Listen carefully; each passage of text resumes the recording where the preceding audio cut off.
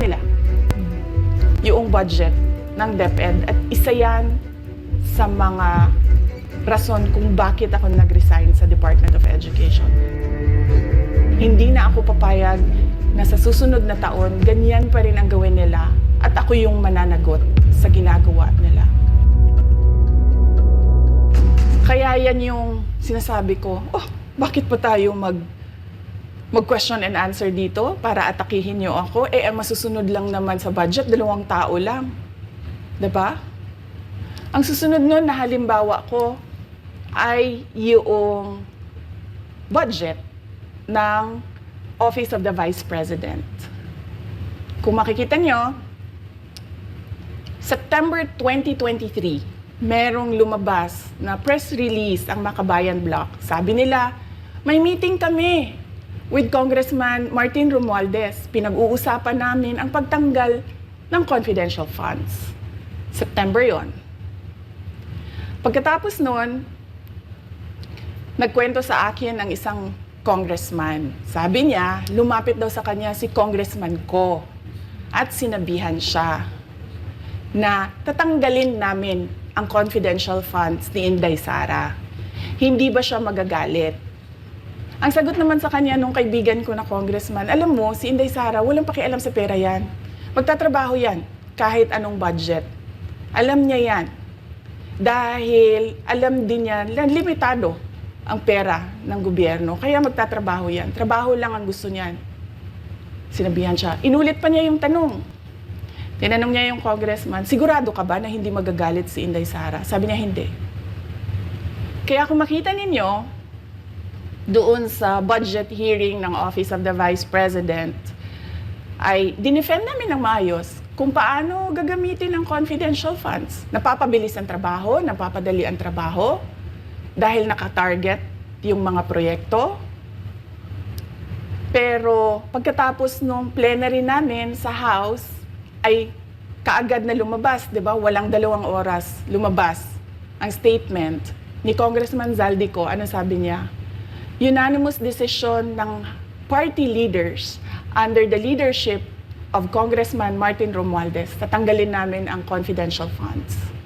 At para hindi halata na inaatake nila ako, tinanggalan din nila yung mga iba pang mga departments ng kanilang confidential funds. So nakikita nyo, bumulong ang Makabayan Bloc kay Martin Romualdez. At dahil sa kagustuhan ni Martin Romualdez na hindi siya atakihin, at dahil sa gusto niyang suportahan ang Makabayan at ang NPA, nakinig siya. At ang ginawa niya, tanggalin yung budget.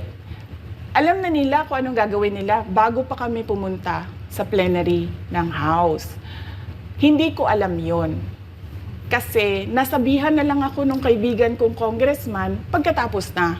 Nung nakita ko na nagsabi si Zaldico, tanggalin niya ang confidential funds ng Office of the Vice President.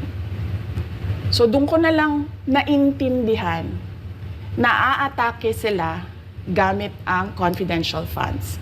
Dahil sumunod nun, October, ay merong dated na October na audit memorandum ang Commission on Audit.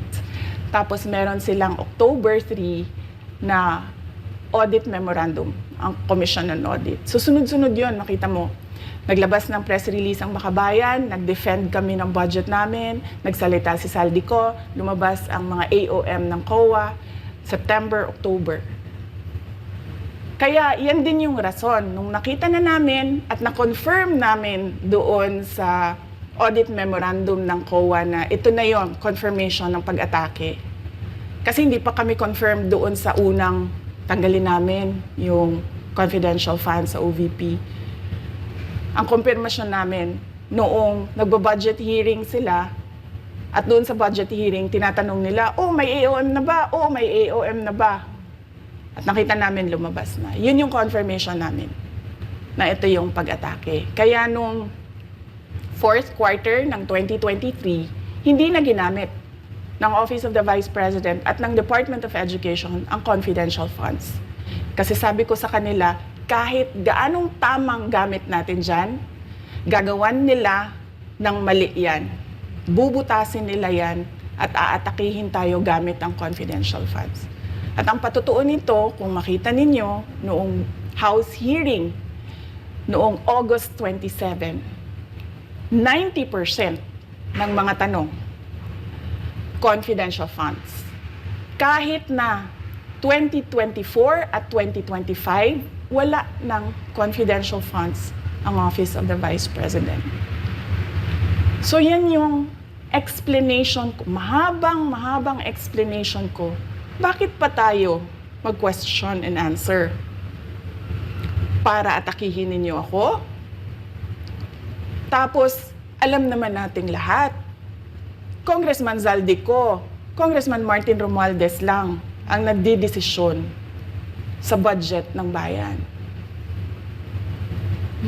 Madam Vice President, it seems that there's this great plan against you talaga to destroy you. And speaking of plan, kasi during the budget hearing po, may nagsabi kasi doon ng let's stick to our plan. And you also called that person po. Ano po, can you po share about this po? Ano ba tong plan talaga nila during this budget hearing? Oo. Doon sa budget hearing na nangyari noong August 27, nakita nyo na. Meron na silang nakahandang PowerPoint presentation, meron na silang nakahandang audiovisual presentation, meron na silang nakahanda na script na binabasa. At yung isa pa nga na congresswoman na sabi niya, wala akong panahon. Basta mahaba ito. Hindi ko mabasa letter per letter. Pero kung makita mo, may nakahanda siya na mga sagot sa mga sinabi namin sa Commission on Audit. Legal points na sinabi namin sa Commission on Audit. Bakit napakadelikado ng ginagawa na kinukuha ang mga dokumento ng hindi tapos at hindi final na audit. So kung makita mo, ganun yun, nakahanda sila. Makikita natin na let's stick to our plan at atakihin natin ito siya. Walang kinalaman sa kanyang Office of the Vice President 2025 budget proposal, kundi lahat ay may kinalaman sa confidential funds na matagal nang may kaso, 3 pa nga ang kaso sa Supreme Court, matagal nang pinapa-audit nila at nagko-cooperate kami doon sa audit. Kaya makikita ninyo kung ulit-ulitin natin yung nangyari noong House budget hearing noong August 27. Meron silang plano na gamitin yon para siraan ako. At hindi lang sila tumitigil dyan. Kung makita ninyo, ngayon naman nasa DepEd budget sila ng pagsira ng pangalan ko. Kahit wala akong kinalaman doon sa mga observations ng Commission on Audit, sinasabi nila na kasalanan ni Inday Sara yan. At going back po dito sa budget hearing, Madam Vice President, kasi mukhang hindi talaga nagustuhan ng mga kongresista ang inyo pong naging sagot at naglabas nga po sila ng kanilang statement about pa din dito sa confidential fund. And itong si Franz Castro, nagsabi siya dito nga daw ay posibleng ito ay isang impeachable offense. Ano pong reaction niyo dito? Hindi na bago ang usapin ng pag-impeach sa akin. Kung babalik tayo nung nakaraang taon, ay nagsalita na si Franz Castro noong November 2023. Nagsabi na siya, ay pinag-uusapan namin ang impeachment ni Inday Sara. At nagbigay siya ng mga basehan doon sa ifa-file daw nila na impeachment. Kaya tuloy-tuloy lang yan na pinag-uusapan openly diyan sa House of Representatives ang impeachment. At lagi nandyan sa gitna si Franz Castro sa usaping impeachment sa akin. Unang-una, walang misuse ng confidential funds, walang misuse ng funds ng Department of Education. Kaya ngayon, ay pinipilit nilang gawan ng basihan yung mga sinasabi nila na impeachment sa akin. Kaya hindi bago yan na pinag-uusapan ang impeachment. Kasama yan sa plano nila laban sa akin. Ma'am, regarding naman po dito, kasi sa plano daw po nila, ay bigyan kayo ng 0 or 1 peso budget ang OVP po. Kung sakaling mangyari po ito, ano ang magiging hakbang po? Narinig din namin na merong defunding, i-defund daw ang Office of the Vice President budget. Narinig din namin na posibleng piso lang ang ibigay na budget sa Office of the Vice President. Handa ako sa Office of the Vice President na magtrabaho kahit walang budget. Maliit lang yung opisina namin, maliit lang yung operations namin, kaya kayang-kaya namin na magtrabaho kahit walang budget. Alam naman namin na kapartiyan ng pag-atake, kaya kami, tutuloy-tuloy lang din kami sa kailangan namin gawin para sa bayan. Madam Vice President, panghuli na lang po, no? Sa kabila po ng nararanasan ninyo na pag-atake, kaliwat kanan, at ang kalagayan po ng ating bansa, ano po ang inyong mensahe sa ating mga kababayan? Unang-una mensahe ko sa ating mga kababayan, huwag silang magpadala sa ingay ng politika.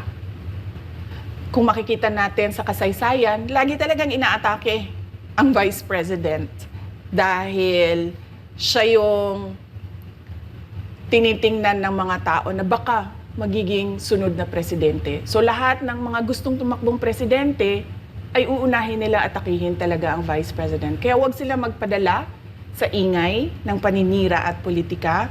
Pangalawa, isa-isahin nila ang bawat papel sa budget ng 2023 at 2024 at 2025. At pangatlo, kailangan magkaisa tayo na tumulong sa mga nangangailangan. Dumadami ang naghihirap na mga pamilya. Dumadami ang nakakaranas ng gutom. Kaya kaya kami tutuloy din ang trabaho namin kahit walang budget. Dahil alam namin na yan yung pinaka-importante sa ngayon.